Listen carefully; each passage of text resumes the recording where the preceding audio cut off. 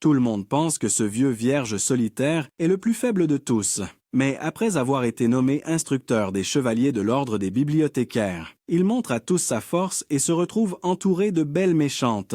En ville, un homme dans la quarantaine s'entraîne avec une épée en bois, tandis que son père se plaint qu'il devrait déjà avoir des petits-enfants.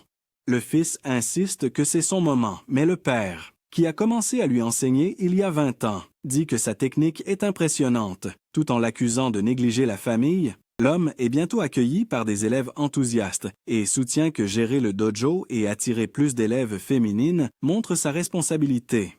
D'ailleurs, il n'est même pas marié. Son père suggère de sortir avec une élève, mais le fils répond fermement que le dojo n'est pas un lieu pour les romances. Ce dojo humble transmet les techniques d'épée depuis des générations. Le maître y a grandi. Toujours attiré par ses épées, pas grand-chose n'a changé. Il travaille dur pour que ça continue. Bien qu'il ait autrefois rêvé d'être un grand épéiste, il trouve maintenant un sens dans l'enseignement et il est fier des réussites de ses élèves. Plus tard, alors qu'il prend un repas, son père recommence à le harceler au sujet des petits-enfants. Le vieil homme se demande si sa femme ne serait pas heureuse si Beryl trouvait une compagne et leur donnait un petit enfant. Mais elle pense que les choses doivent se faire naturellement et ne pas être précipitées, même si elle est convaincue qu'ils auront des petits-enfants un jour. Beryl réalise alors que sa mère ne prend pas parti. Soudain, quelqu'un frappe. C'est une jeune femme en armure nommée Alucia Citrus, qui lit son ancien professeur. Il l'invite à entrer pour prendre le thé. Son père mentionne qu'elle écrit toujours, et il sait qu'elle est maintenant commandante, ce qui signifie que Beryl l'a bien formée. Le professeur demande pourquoi elle vient, et Alucia dit qu'elle enseigne aussi l'escrime et a recommandé Beryl comme son instructeur spécial, ce qui a été approuvé. Le professeur pense que c'est une blague jusqu'à ce qu'elle montre le document officiel. Le père de Beryl plaisante en disant qu'il mourra s'il ne le signe pas, et Alucia répond que ce n'est pas si grave, mais qu'il y aurait des conséquences. Elle est venue en calèche pour emmener Beryl à la capitale pour la nuit, afin qu'il puisse lui parler davantage demain. Bien que surpris par la rapidité de tout cela, le père l'encourage à y aller, peut-être même à charmer la jeune femme. Beryl, d'une certaine manière, dit à son père d'arrêter de taquiner, surtout qu'elle est bien plus jeune que lui. Alucia agit comme si elle souhaitait que son professeur ait pris les choses plus au sérieux. Alors que l'instructeur se rend à la capitale, il remarque qu'Alucia porte toujours l'épée qu'il lui a donnée après qu'elle a terminé son entraînement, ce qu'il fait pour tous les diplômés. Touché, il se demande si cela convient à un commandant, mais Alucia insiste pour la garder. Beryl trouve amusant qu'elle s'accroche encore à cette croyance enfantine qu'un élève ne peut pas surpasser son maître, surtout maintenant qu'il est trop vieux pour être ce mentor. Pourtant, il est enthousiaste qu'un maître d'épée mondial comme lui ait une chance à la capitale, et Alucia sent en silence qu'elle doit s'améliorer pour vraiment mériter son respect. Bien qu'elle garde cette pensée pour elle, ils arrivent à Baltrienne et Beryl, déposés à son auberge, erre dans les rues, ressentant son âge. Le lendemain, Alucia dit à ses troupes qu'elle a amené Beryl comme instructeur spécial de l'Ordre de la Liberté, admettant qu'elle ne peut même pas égaler ses compétences lorsqu'elle le présente. Beryl est nerveux, mais finit par rassembler son courage, prononce son discours, et espère être utile et faire fonctionner ce partenariat. À la fin du discours, un soldat demande doucement s'ils doivent s'inquiéter, tandis qu'un autre a l'air agacé. Après avoir renvoyé les hommes, le commandant complimente la nouvelle instructrice et mentionne qu'il entraînera les chevaliers quelques fois par mois, ce qui ne nuira pas à son travail au dojo. À ce moment-là, un chevalier nommé Kiruni se précipite pour saluer son ancien mentor. Se souvenant d'une réprimande passée, Beryl est fière d'être maintenant une vraie chevalière. Bien qu'elle admette qu'il lui reste encore beaucoup à apprendre, il se souvient de ses 2 années de dur travail au dojo et est heureux de s'entraîner à nouveau avec elle. Cette nuit-là, Beryl est heureuse d'avoir 2 anciens élèves dans l'ordre, mais est choquée de trouver Randrid, un autre ancien élève, qui l'attend à l'intérieur avec sa femme et son enfant. Malgré la chaleureuse réunion, le père de Beryl insiste pour que Randrid reste et s'entraîne au ballon pour son travail et ne revienne qu'une fois mariée. Bien qu'incertaine, Beryl le rejoint à la table et apprend que Randrid s'installe maintenant qu'il est père. Abandonnant ses voyages, le professeur y voit un grand changement pour quelqu'un du statut de Randrid. Et bien que Randrid se sente coupable, Beryl sait que c'est son propre effort, pas seulement l'entraînement, qui a fait de lui ce qu'il est. Bien que les aventures rapportent bien, c'est un métier dangereux. Le père de Beryl dit que Randrid a eu de la chance puisqu'il connaît le style du dojo et pouvait remplacer l'ancien maître. Randrid accepte d'aider, laissant Beryl stupéfait de la rapidité des événements, surtout quand son père le pousse à gérer le dojo pendant son absence et invite même toute la famille à rester, ce qui fait râler Beryl en disant que c'est sa maison. Plus tard, le professeur parle à Alucia, qui fait semblant d'être agacée mais est secrètement une des maîtresses pouges proches. Beryl s'excuse d'avoir amené Randrid, car l'auberge était chère, et Alucia l'invite hardiment à rester chez elle, mais il décline maladroitement comme si c'était une blague étrange, bien qu'elle propose toujours le déjeuner pour passer du temps avec lui. À ce moment-là, une femme dans la rue dit que le commandant se promène avec un type qui a l'air lâche, embarrassant Beryl, qui se cache, pensant qu'il gâche l'image d'Alucia. Mais Alucia fait taire la femme grâce à Lysander, bien que les commérages continuent, demandant pourquoi quelqu'un comme ça serait appelé maître. Beryl remarque alors qu'elle a un badge d'aventurière de rang noir. Lysander fait face à quelqu'un d'inconnu, jusqu'à ce qu'elle réalise que c'est maître Beryl.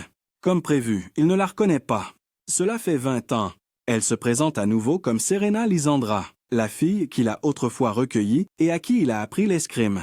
Ce nom lui rappelle qu'il l'a trouvée perdue près de la rivière et qu'il lui a enseigné l'escrime. Reconnaissante, Serena partage ses succès et se demande pourquoi il est avec Citrus.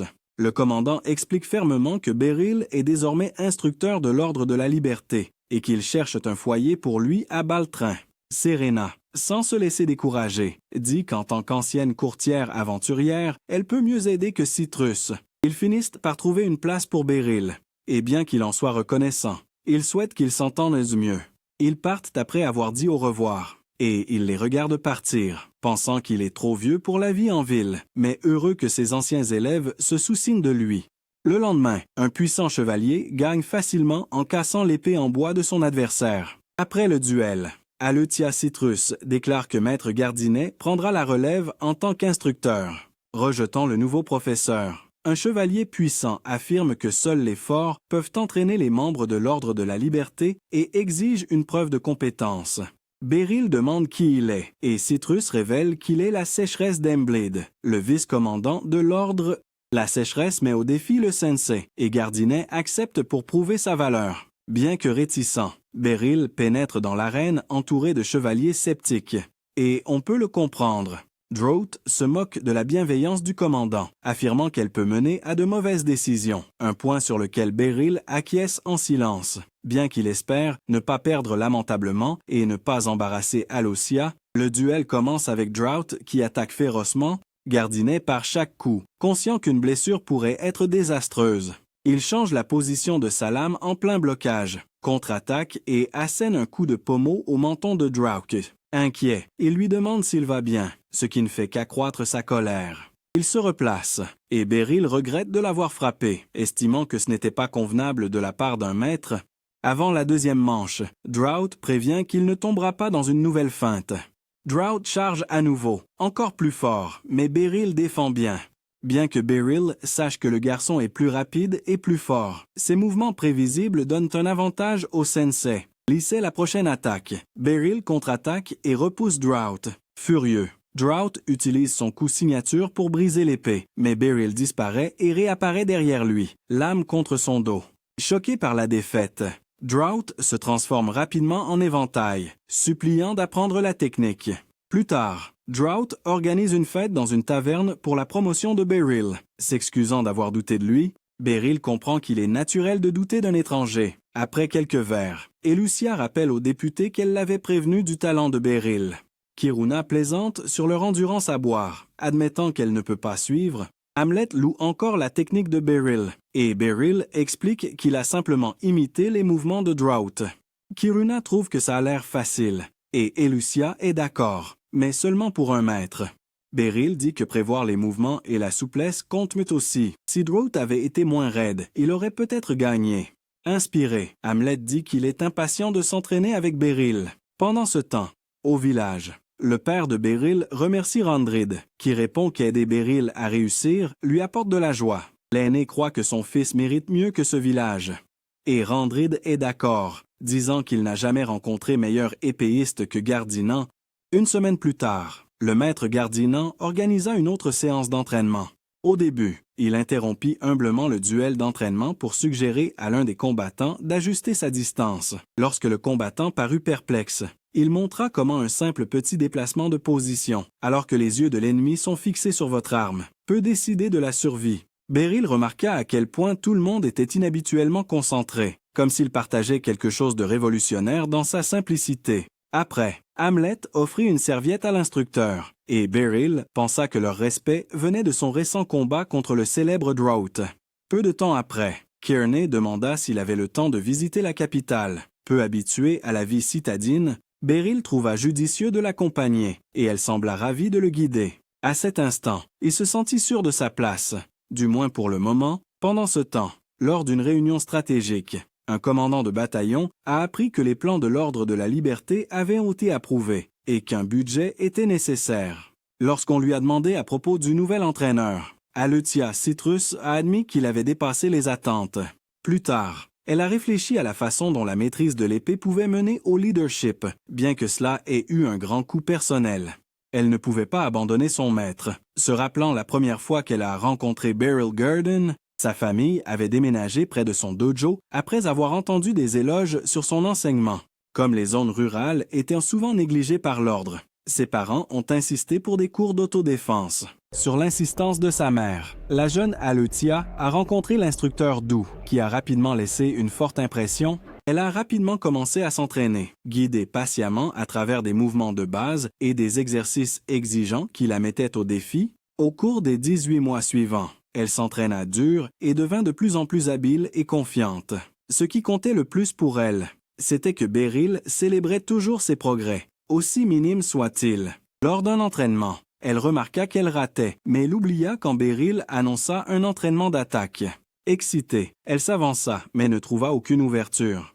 Faisant confiance à son instinct, elle frappa, Beryl esquiva et la désarma facilement, mais loua son timing, disant que cela montrait du potentiel. Aletia comprit ce qu'il voulait dire, bien qu'à l'époque, elle supposait que tous les maîtres d'escrime pouvaient faire ce que le sien faisait. Un jour, Beryl emmena ses élèves à un événement de combat sans contact dans un autre dojo. Ren a commencé par se battre en premier, remportant instantanément avec une contre-attaque après que son adversaire ait chargé imprudemment.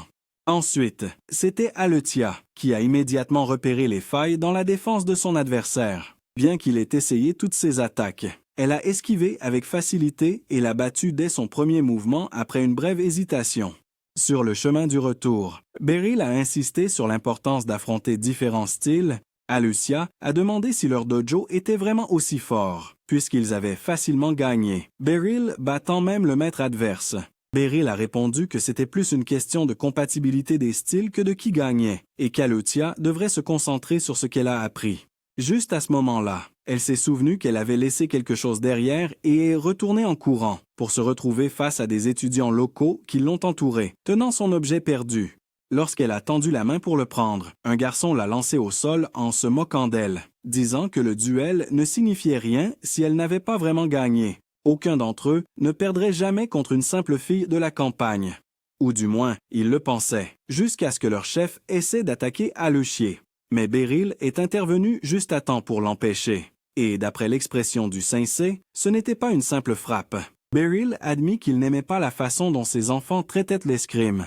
Lorsqu'un garçon lui a lancé une attaque, Beryl l'a désarmé et a repoussé les autres avec des mouvements légers. Sans intention de blesser, le plus agressif a saisi une autre épée pour continuer à se battre. Mais leur professeur est arrivé et leur a reproché, déclarant clairement qu'ils ne pouvaient pas battre Beryl, même ensemble, et que le jardin et les étudiants étaient non simplement supérieurs. Beryl a dit au maître de se détendre, en notant que les enfants étaient juste à un âge difficile. Le professeur s'est incliné et a assumé la responsabilité, ce qui a embarrassé Beryl, pensant que c'était trop. Sur le chemin du retour, Beryl avait un mauvais pressentiment concernant le retour d'Aletia là-bas. Mais il est allé avec elle quand même. Après s'être blessée, elle s'est sentie coupable et, au lieu de la réprimander, Beryl a pris la faute et s'est excusée de ne pas l'avoir arrêtée. Aletia pleura. Non par peur, mais parce qu'elle réalisa que lorsque les émotions débordent, les larmes viennent quoi qu'il arrive. Pour la réconforter, Beryl lui suggéra de prendre quelque chose à manger.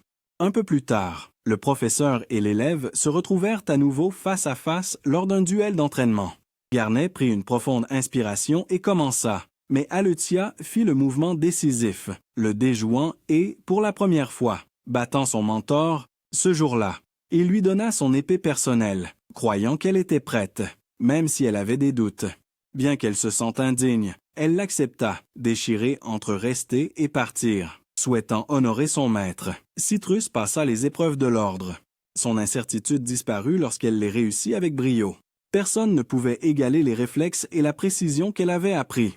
Alors qu'elle montait rapidement au grade de commandant, elle comprit que le talent de son mentor méritait reconnaissance, pas obscurité. Quand elle eut enfin l'autorité de choisir un instructeur, des années s'étaient écoulées, mais son maître restait tout aussi habile, peut-être même meilleur, affiné par le temps. Certains auraient pu penser que la femme exagérait, mais elle était déterminée à prouver que son professeur méritait reconnaissance. Alors elle prit l'initiative.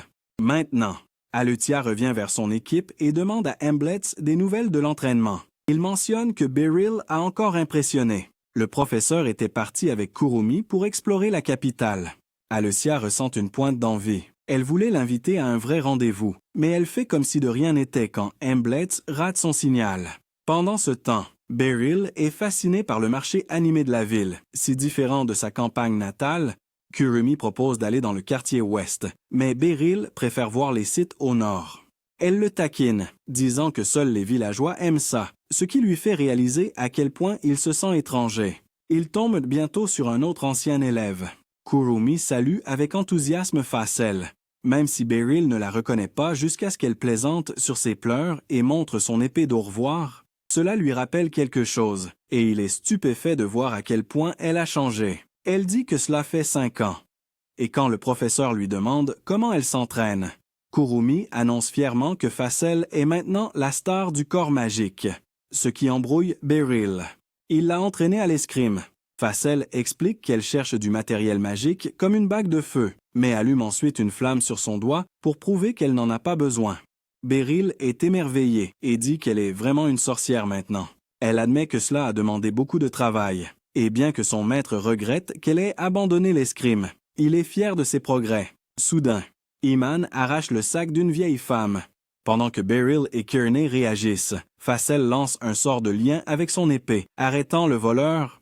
Beryl est de nouveau impressionné, et Facel explique qu'elle combine épée et magie dans son style, ce qui rend son ancien maître encore plus fier. Le lendemain matin, Gardinet fait une promenade tranquille, espérant se sentir plus chez lui en ville.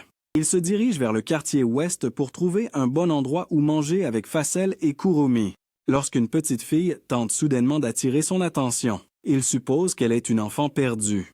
La fille, se présentant comme Lucy Diamond, commandante du corps magique du royaume de Libérus, est offensée. Beryl pense qu'elle n'est qu'une enfant qui joue à faire semblant et commente les jeux étranges des enfants locaux. Agacée, Lucy invoque du feu dans sa main pour prouver qu'elle est sérieuse, puis laisse entendre qu'elle apprécierait sa compagnie en ce joli matin. En marchant, elle mentionne avoir appris de Facel que son maître est en entraînement de bal et loue la magie et l'épée de Facel, créditant leur professeur. Lorsque Beryl lui demande si elle aimerait apprendre aussi, Lucy le corrige. Elle est plus âgée et mérite le respect. Elle le conduit vers une arène de fortune, disant qu'elle s'entraîne chaque jour, devient plus forte et veut maintenant tester ses progrès. Beryl admet qu'il est bon d'évaluer ses progrès, même s'il ne s'attendait pas à être la cible, esquivant une attaque de feu soudaine. Il est impressionné par ses réflexes et voit des flammes tourner en elle. Comprenant qu'elle est sérieuse, il dégaine son épée et se prépare à combattre. Après avoir attaqué le premier, Lucy demande ironiquement s'il est prêt. Beryl avoue qu'il ne l'est pas, mais qu'il doit riposter. Elle dit que c'est un bon test de progrès. Même s'il doute d'être un rival digne, elle lance une énorme boule de feu, essayant d'en finir rapidement. Il esquive de justesse pendant qu'elle continue d'attaquer avec du feu, souriante tout en le faisant. Alors que la chaleur monte, Lucy passe à la magie de glace, mais Beryl la coupe. Ce qui impressionne Lucy, elle relance, et il charge, visant à la mettre hors combat en toute sécurité. Son coup brutal échoue. Elle s'entoure de flammes et contre-attaque avec une tempête de feu. Une seconde pluie d'ours se déchaîne d'en haut, presque impossible à bloquer. En plaisantant, Lucy demande s'il a déjà combattu une sorcière. Il dit que c'est sa première et sa pire confrontation. Après avoir esquivé, il voit une énorme sphère de glace et la renvoie, mais elle la détruit en plein vol. Utilisant la fumée comme couverture, Beryl frappe, mais elle le fuse avec la foudre. Elle se vante d'avoir gardé son meilleur sort, une aura sombre lourde qui le gèle sur place. Juste au moment où cela devient dangereux, elle s'arrête, disant que ça échouerait aussi. Curieux, Gardine demande ce qui aurait arrivé. Elle dit qu'il serait empuré, ou au mieux, brouillé. Elle admet qu'il est fort et comprend maintenant pourquoi Facelle le respecte, mais Beryl pense qu'elle a retenu ses coups.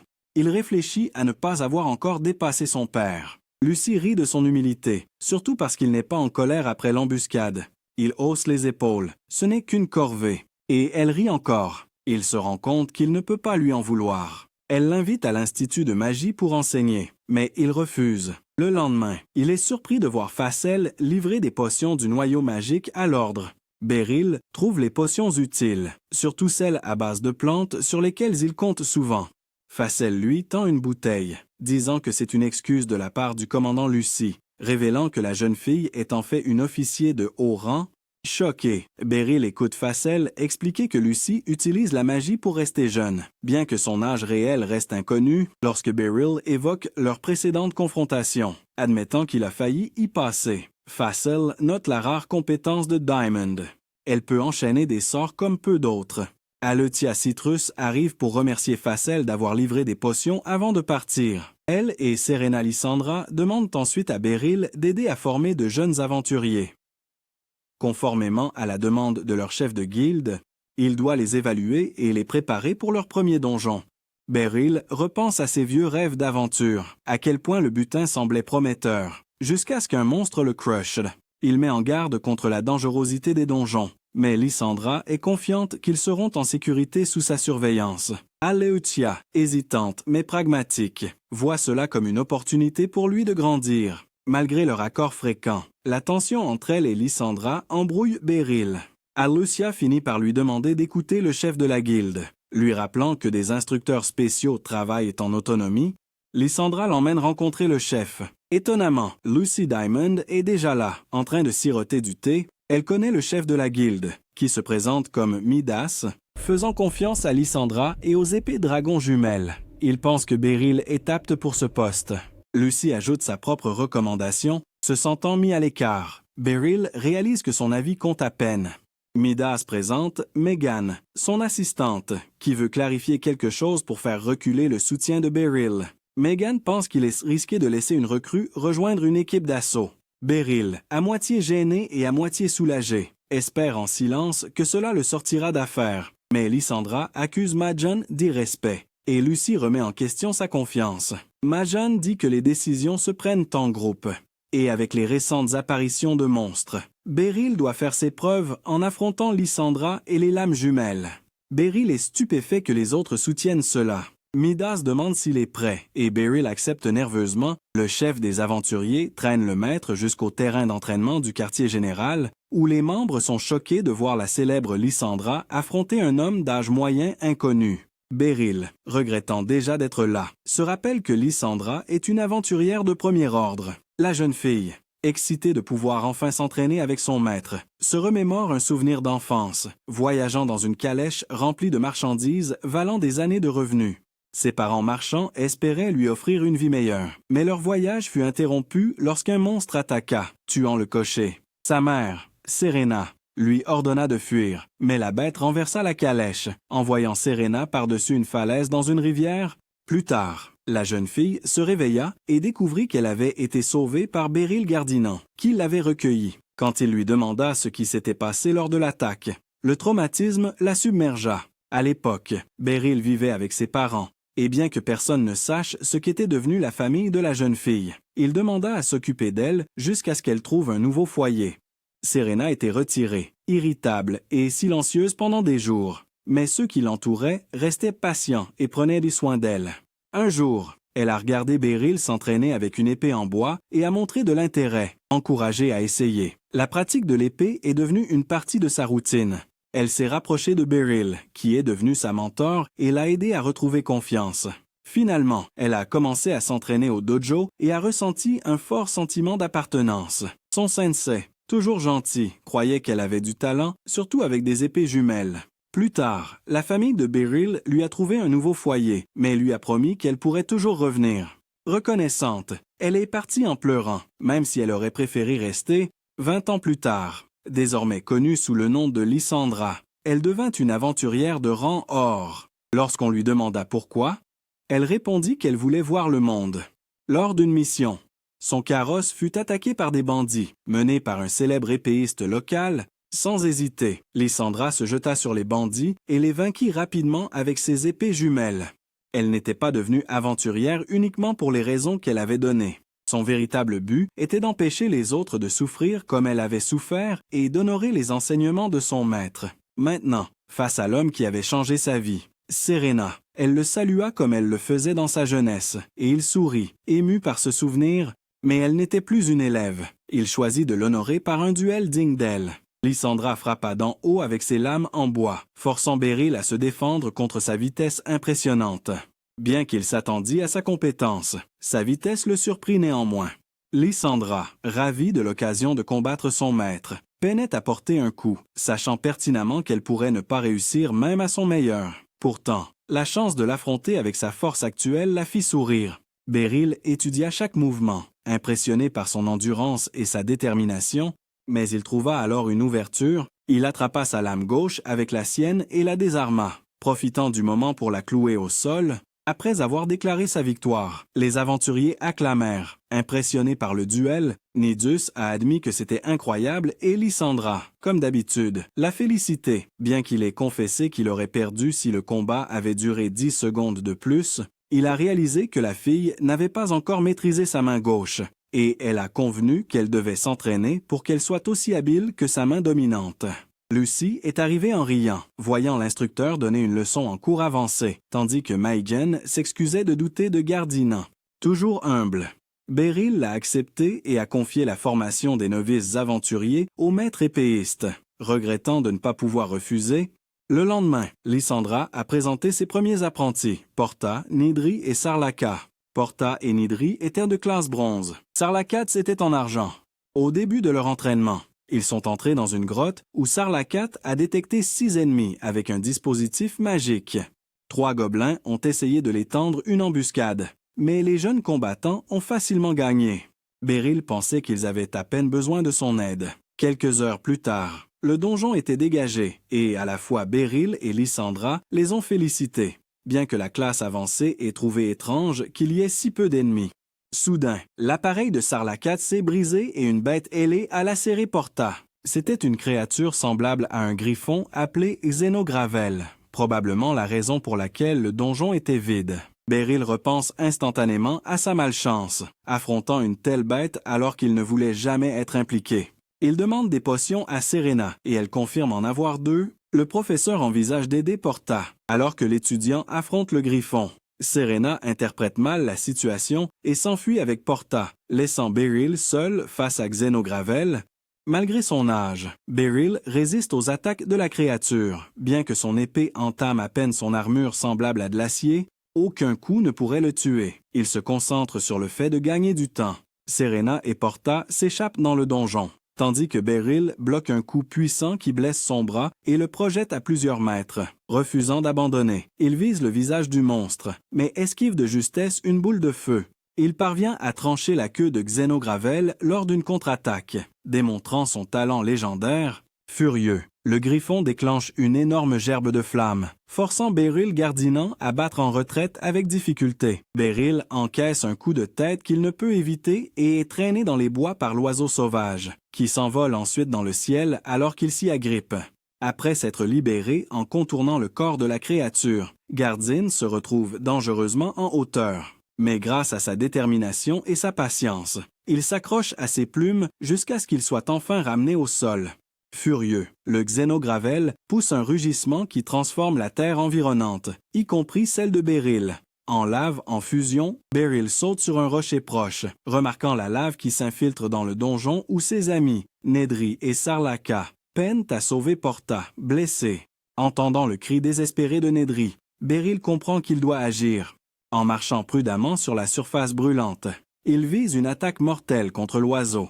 Le Xenogravel, maintenant furieux, contre-attaque avec une pluie de boules de feu, mais Beryl les évite avec précision, s'approchant pour poignarder la bête dans l'œil, mais l'oiseau brise son épée en représailles. Juste à ce moment-là, Shirina Lysandra réapparaît, lançant une attaque surprise et enfonçant ses doubles lames dans le dos de Xenogravel, mettant fin au combat acharné. Après la bataille, Shirina attribue leur victoire sur la bête aux efforts du maître, même s'il n'est pas d'accord. Elle admet être arrivée trop tard, permettant au griffon de détruire l'épée du sensei. Pendant ce temps, Beryl ne pense qu'à l'état de Porta, et l'officier le rassure, Porta va se rétablir. En fait, Beryl voit quand les jeunes aventuriers sortent vivants, même si Porta est inconscient. Shirina dit à l'ancien professeur que la situation lui rappelle le bon vieux temps, ravivant ses propres souvenirs. Plus tard, Lysandra revient à la guilde, impressionnant Nédris, qui a du mal à croire qu'ils ont vaincu une cible aussi dangereuse tout en protégeant les recrues.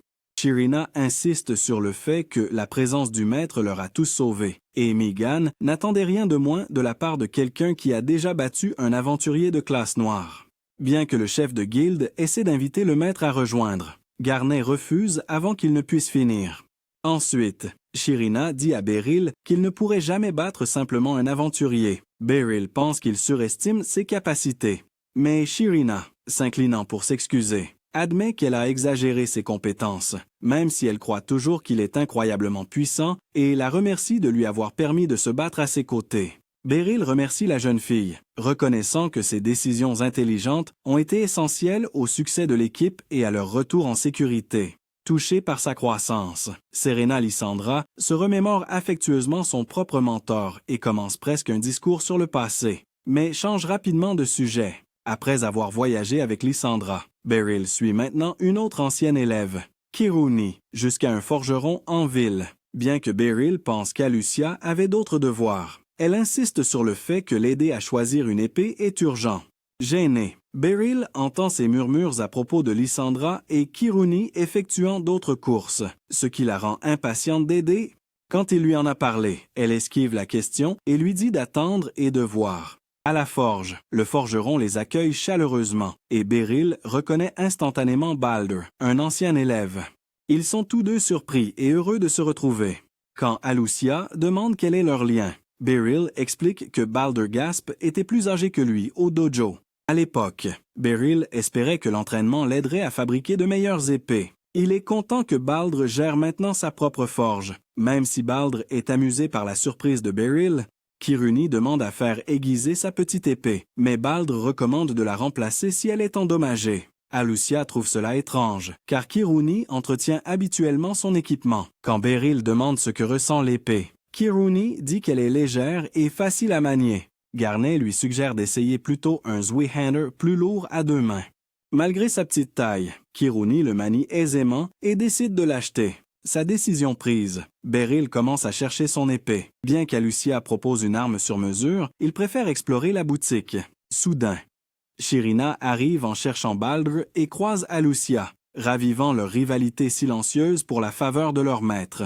Beryl intervient pour apaiser la tension et demande pourquoi Lysander est venu. Elle explique qu'elle veut forger une épée longue à partir de la griffe du griffon tué. Balder, surpris par Xenogravel, questionne la nécessité d'une autre arme, mais Lysander dit que c'est un cadeau pour son maître, qui l'a beaucoup aidé. Beryl pense qu'elle mérite de garder la griffe, mais Alucia argue que l'ordre aurait dû fournir un meilleur équipement.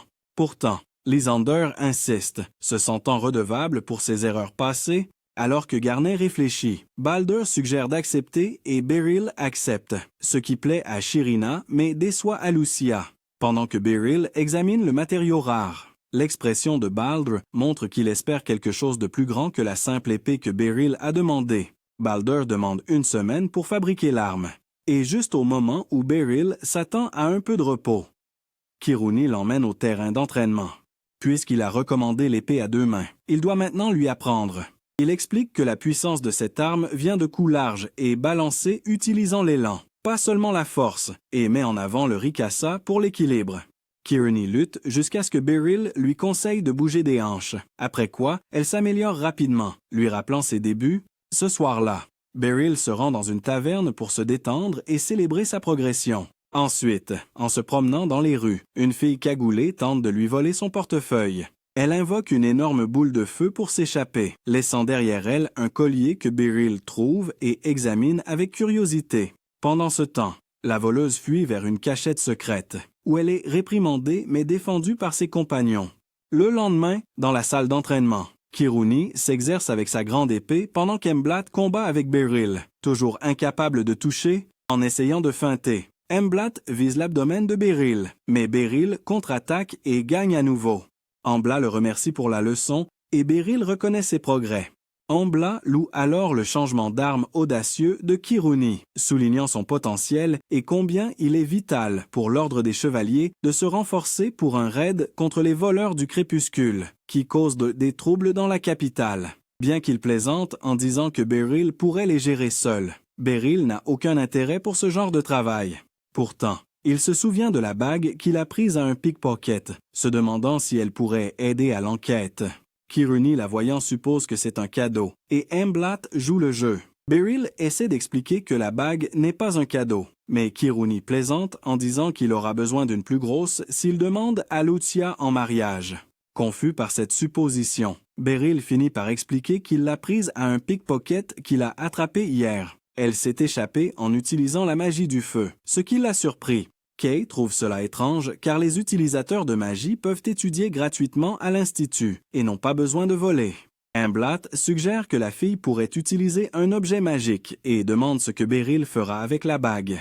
Beryl dit qu'il la rendra et Emblatt lui dit de la laisser à la réception de l'Ordre des Chevaliers. Ce qu'il fait, une fois cela réglé. Beryl décide de ne pas poursuivre la fille, même si son apparence le dérange toujours. Plus tard, en explorant le marché immobilier, il est choqué par le prix de tout. Beryl pourrait techniquement se permettre l'objet grâce à son salaire de l'Ordre des Chevaliers, mais c'était encore un prix élevé. En hésitant, il remarque une fille derrière lui qui regarde autour et va l'aider, pour réaliser que c'est la même fille qui a essayé de le voler la nuit précédente. Quand il mentionne une bague, elle l'attaque. Pensant qu'il l'a volée, Beryl la calme et explique qu'il l'a déjà laissée à la réception de l'Ordre des Chevaliers. Puisqu'elle ne peut pas y aller elle-même, il demande si elle l'a volée, mais elle nie, et cela suffit pour qu'il propose son aide. Il suggère qu'elle vienne avec lui, soulignant que ce serait plus facile de récupérer la bague s'il se porte garant pour elle. Bien qu'évidemment agacée, elle accepte. Au QG, Beryl récupère la bague mais temporise, voulant lui parler d'abord, juste au moment où Illusia apparaît et tire la mauvaise conclusion. Supposant que la fille est la fille secrète de Beryl, Beryl nie l'accusation, et tout le monde entre pour qu'il puisse expliquer la situation à Illusia. Une fois qu'elle comprend, Illusia demande ce qu'il veut faire de Mui. Normalement, Illusia l'arrêterait, mais Beryl ne veut pas lui causer de problème. Il demande si elle va arrêter de voler, mais elle esquive la question et exige la bague en retour. Son honnêteté et le fait de ne pas mentir font que Beryl la voit comme une bonne enfant au fond. Illusia, ayant entendu Mui utiliser la magie sur Beryl, demande si cela venait d'un accessoire ou si c'était naturel. Mui dit que c'était sa propre puissance. Illusia explique que le talent magique signifie que le royaume la soutiendra, donc il n'y a pas besoin de voler. Mui s'ouvre et dit qu'elle a besoin de 5 millions de docs pour ressusciter sa sœur. Comme promis par son patron, Beryl réalise que le patron ment. La résurrection est impossible, mais sait que Mui ne le croira pas encore. Illusia sort pour vérifier quelque chose, laissant Beryl et Mui seuls. Il propose des biscuits. Elle refuse, bien qu'évidemment affamée. Alors il lui apporte du pain.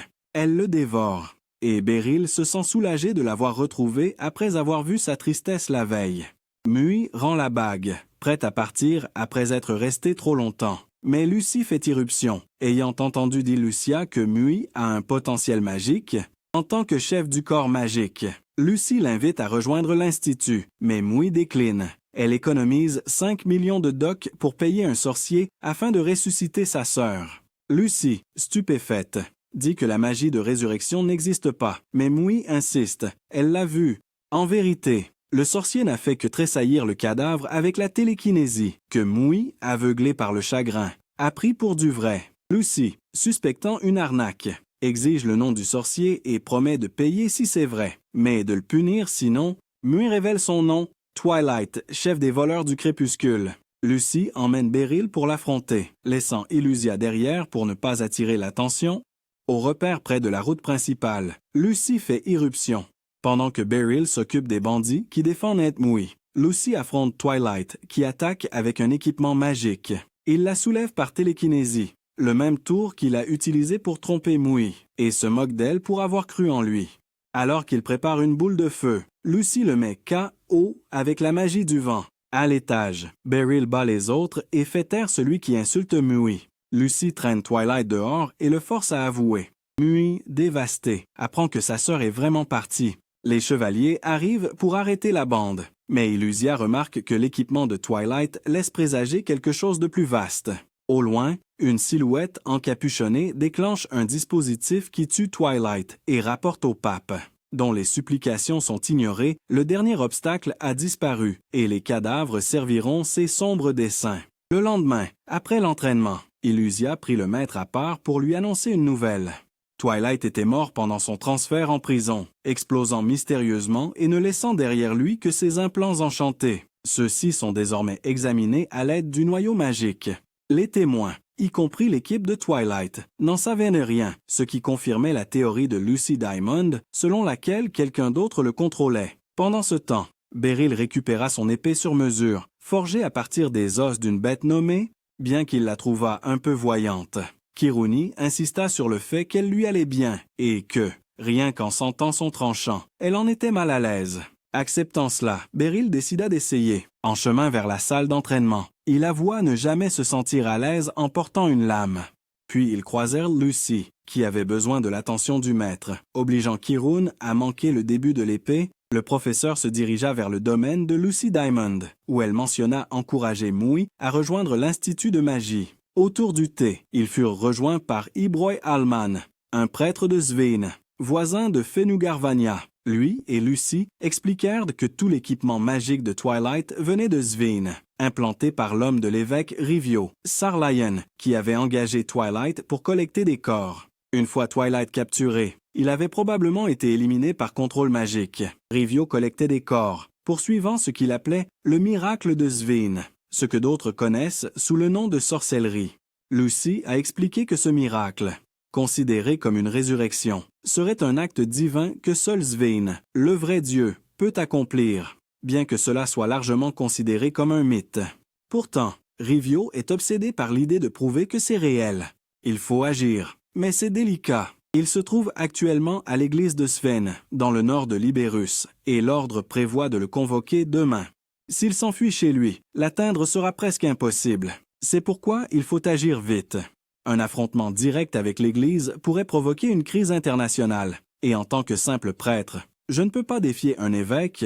C'est là que Beryl Garnet intervient. Il espérait aussi que cette mission pourrait le conduire au corps de la sœur de Mui, lui offrant une certaine clôture. Sur ce, le sabreur accepta la mission, juste au moment où il croisa Mui, arrivant avec les fournitures demandées par Lucy. Il fut soulagé de voir Lucy prendre soin d'elle et remarqua à quel point elle avait grandi. Il sentit quelque chose s'éveiller en elle, sans vraiment comprendre pourquoi cet homme lui montrait autant de chaleur. Lucy murmura que c'est normal pour les adultes de s'occuper des enfants.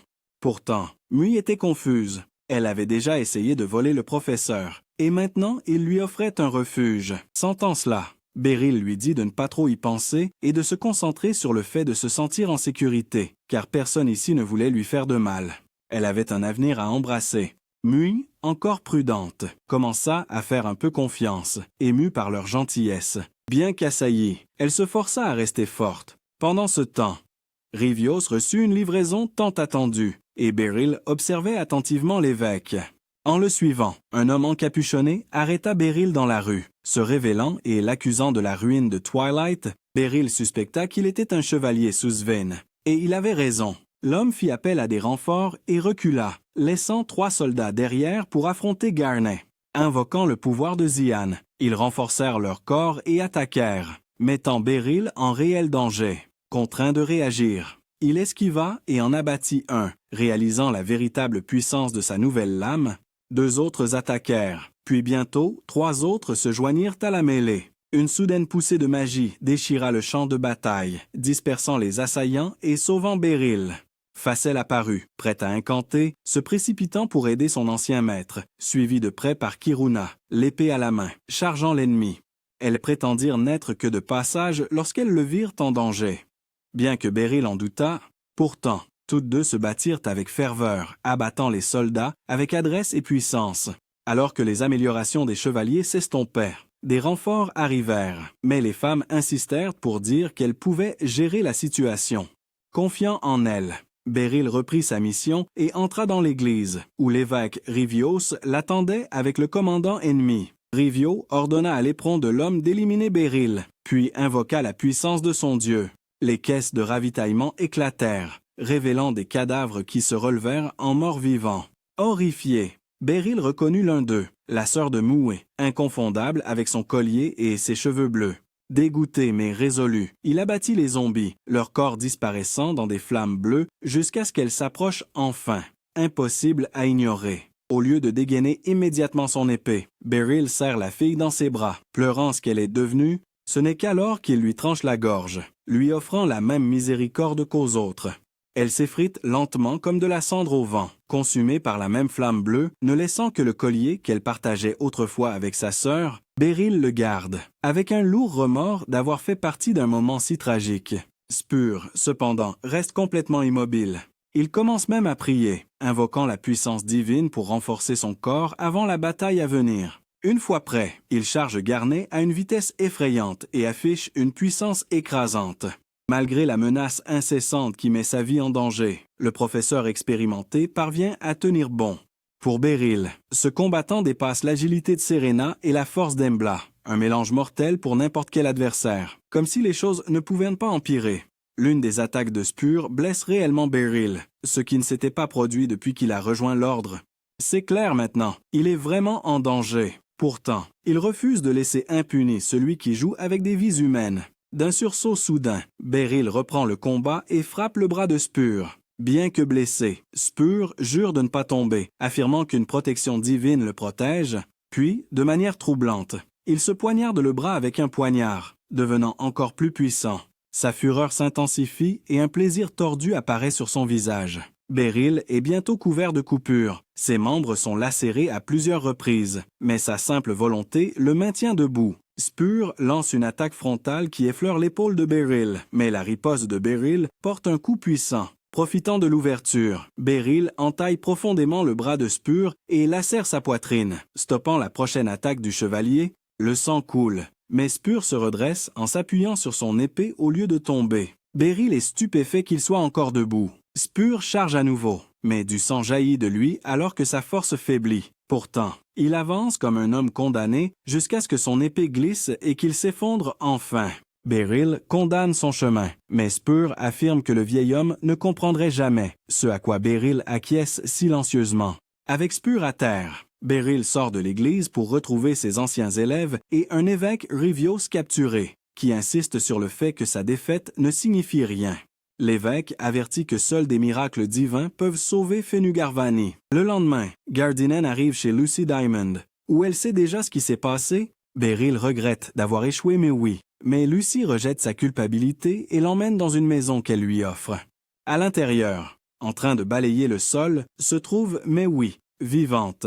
Elle a finalement choisi de retourner à l'école. La seule question maintenant est de savoir si elle restera avec Beryl, ce qui prend complètement le professeur au dépourvu. Comme Mewee a besoin d'un parent ou d'un tuteur légal pour s'inscrire, Beryl pourrait signer les papiers.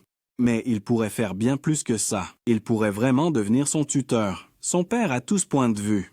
Après avoir lâché cette révélation, Lucy raconte à Mewee ce que Beryl a fait pour elle la nuit précédente. « Il est temps, dit-elle, que la jeune fille croit que certains adultes se soucient encore d'elle. » En entendant cela, Mewee descend le couloir et demande si elle peut avoir une chambre.